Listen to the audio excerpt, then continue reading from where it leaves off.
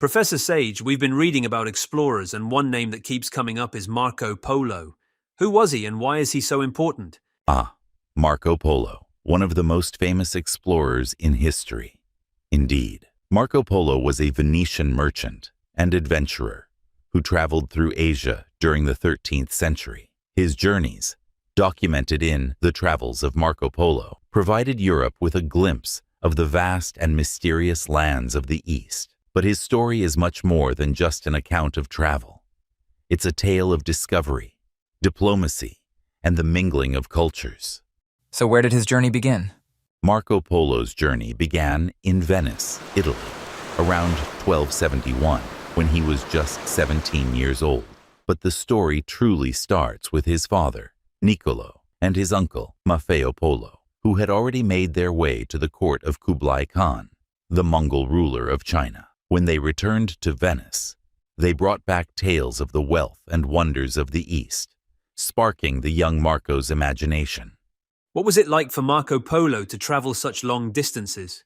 Traveling in the 13th century was no small feat, Alex. Marco Polo's journey took over 24 years and covered about 15,000 miles. Imagine traversing deserts, crossing mountains, and sailing seas, all without the comforts we take for granted today. The Polos traveled along the Silk Road, a network of trade routes that connected Europe to Asia. They endured harsh climates, dangerous terrains, and the constant threat of bandits.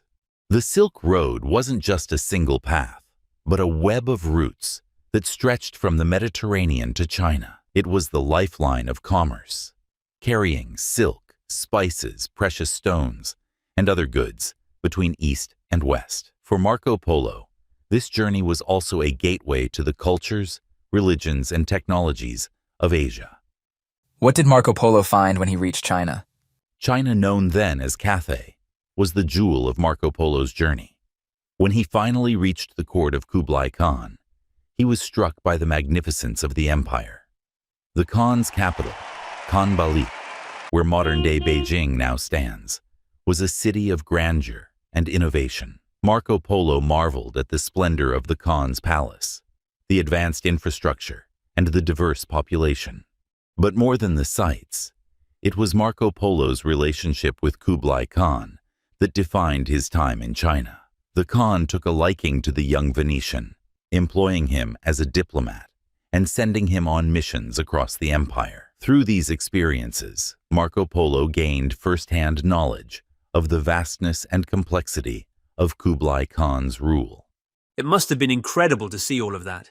How did Marco Polo share his experiences with the world? Indeed, it was incredible. When Marco Polo returned to Venice in 1295, after nearly a quarter-century away, he found that few people believed his tales. To most Europeans, the lands he described seemed too fantastical to be real. However, while imprisoned during a conflict between Venice and Genoa, Marco Polo dictated his experiences to a fellow prisoner, Rustichello da Pisa. This account, known as The Travels of Marco Polo, was a blend of factual observation and the exotic wonders he encountered. His book became one of the most famous travel accounts in history, fueling the imaginations of future explorers like Christopher Columbus. Marco Polo's descriptions of the wealth of the East spurred European interest in finding direct trade routes to Asia, eventually leading to the Age of Exploration. So, Marco Polo was more than just an explorer. He was a bridge between worlds. Exactly, Sam. Marco Polo's journey wasn't just about the physical distances he traveled, but about the connections he forged between different cultures. His writings introduced Europeans to the broader world, beyond their borders, inspiring curiosity and a desire to explore. In the grand tapestry of history, Marco Polo's journey stands as a testament to the power of exploration and the exchange of ideas. His travels remind us that the world is vast and full of wonders, waiting to be discovered. It's amazing to think how one person's journey could have such a lasting impact. Indeed, Alex. Marco Polo's journey is a reminder that exploration isn't just about reaching new places. It's about expanding our understanding of the world and each other. His legacy lives on in the stories we tell, the maps we draw, and the paths we continue to explore.